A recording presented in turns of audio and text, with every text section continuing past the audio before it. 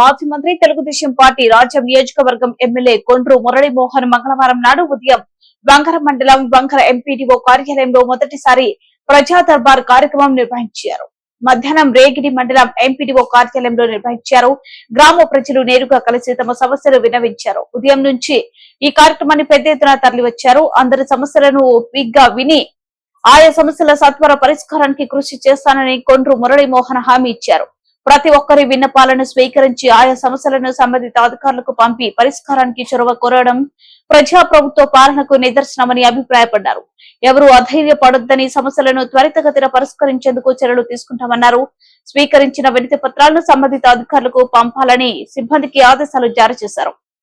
ఈ మండలంలో ఉన్న అధికారులు, ప్రభుత్వ అధికారులు,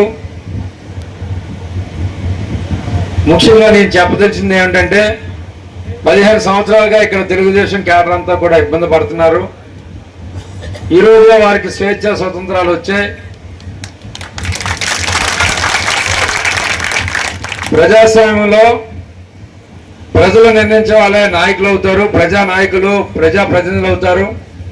ఈ రాష్ట్రంలో ప్రజలందరూ కూడా అభివృద్ధి కూడా అంతే ముఖ్యం. ఈరోజు రాజాం వెళ్ళాలంటే మరి రోడ్లు ఏ విధంగా ఉన్నాయో మనకు తెలుసు, అలాగే గ్రామాల్లో ఏ విధంగా ఉన్నాయో తెలుసు.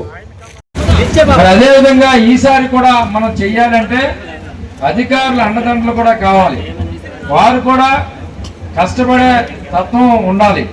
ఈరోజు గత ప్రభుత్వం తీసుకున్న నిర్ణయాల్లో చాలా వరకు